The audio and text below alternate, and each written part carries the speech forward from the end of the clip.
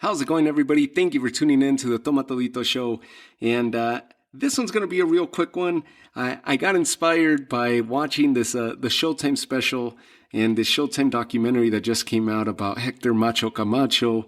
It's called Macho, obviously, the Hector Camacho story. Awesome job that Eric Drath was able to do with his documentary. And wow, I mean, such a roller coaster of a life that Hector Camacho. I feel like a lot of it, as I was watching it, I remember a lot of the antics, a lot of the showmanship, a lot of the interviews, a lot of the story. I seem to remember it, but it's almost like I relived it with a different perspective, I guess, through the eyes of the documentary and the way that his story was being told. So awesome documentary. It drove me to start looking at some of the other favorite documentaries that I have that are fight game related, boxing related, and MMA related, and I'll tell you which ones they are. So if you have a chance, check the Hector Camacho Story, Macho, the Hector Camacho Story documentary that they just put together there on Showtime. That's a must watch. Also, check these out. If you haven't seen these, check these out.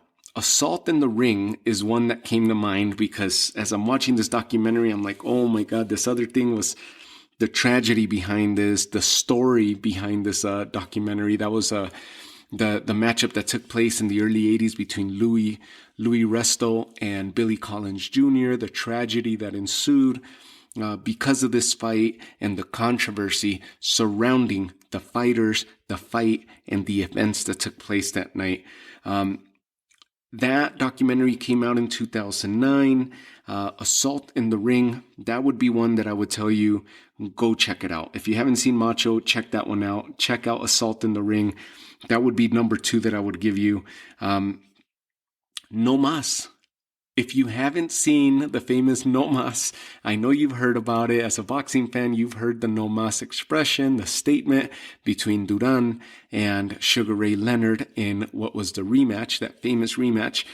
Now, No Mas was a documentary that came out in 2013. It's part of the ESPN 30 for 30 films, and awesome job that they do with that documentary. It's just... Man, I couldn't stop watching when I saw that documentary. You see Sugar Ray Leonard and his point of view, and what he understood took place. And you got third parties involved talking about what they feel and what they heard that took place. And then you got Roberto Duran, and he's giving his side of the story, and then he backtracks at some point, and that's a classic documentary. If you haven't checked that out, check out No Mas. It's a 30 for 30 ESPN film. So that one came out in 2013. Another one that really touched me was 26 Years. That was the Dewey Bozella story, also an ESPN film. That one came out a year earlier in 2012. Dewey Bozella, of course, as the documentary is tracking him, he gets released from prison, and all he wants to do is have a professional fight. He wants to have a professional boxing fight, and it actually ended up coming to fruition. And he ended up fighting on Bernard Hopkins' undercard, if I recall correctly, and promoted by Golden Boy. So check out that story. Now, the story itself is just a touching story.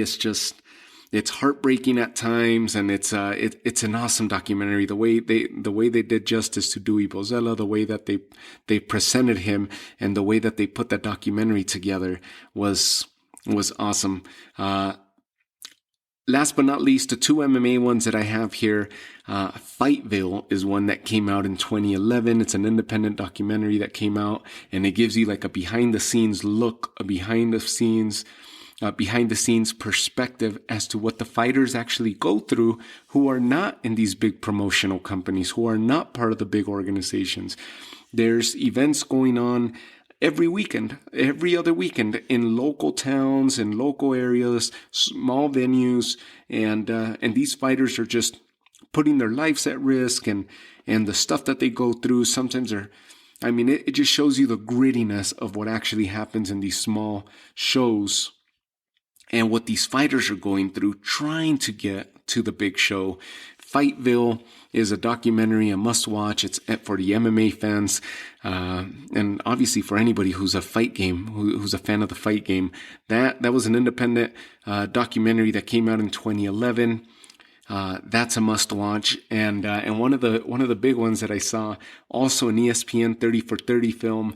This one I saw last year, and I had to rewatch it after I saw the Macho documentary. It got me to watching all these, and I had to watch it. And this was Chuck and Tito.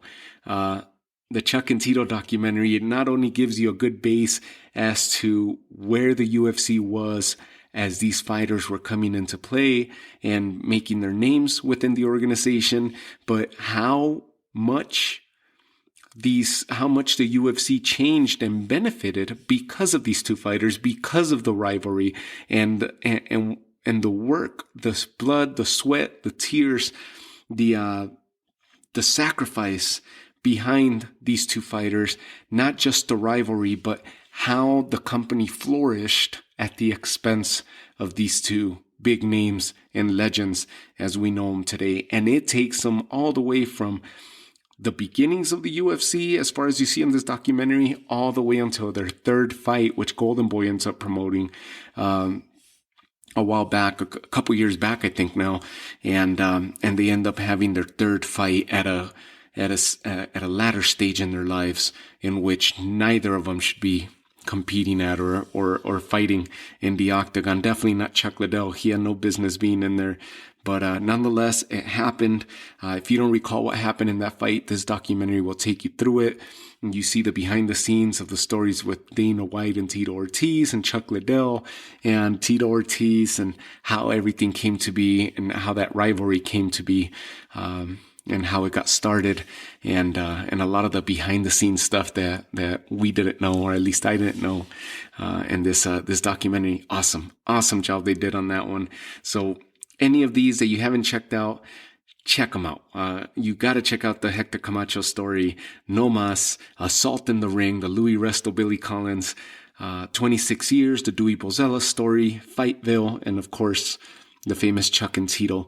I think this is a good. It's a good roundup of documentaries and a good time for you to be able to check some good work, not just on the directorial and documentary aspect of it, but good stories, good overall storytelling that these films provide, and good history, I guess, as to boxing and some of the biggest events that took place and biggest names that have been involved in the fight game, biggest events that took place in boxing and MMA. So I'll leave you guys with that. Short one today, but check those out. Let me know what you guys think of these episodes. If you have any other one that's a big one, like Ali Rap or you name it. I mean, there's tons of films, right? Julio Cesar Chavez has a documentary out there. Sergio Martinez, Manny Pacquiao has one out there. Conor McGregor came out with one. But this one is, I feel like it's a good base, a good group to start with, and very, very good, rich storytelling. As far as these, if you have a favorite one, let me know. Shoot me a quick message. Let me know which one you would like for me to cover. Maybe I'll put another list together here in one of the future episodes. So take care of yourself. We'll talk soon.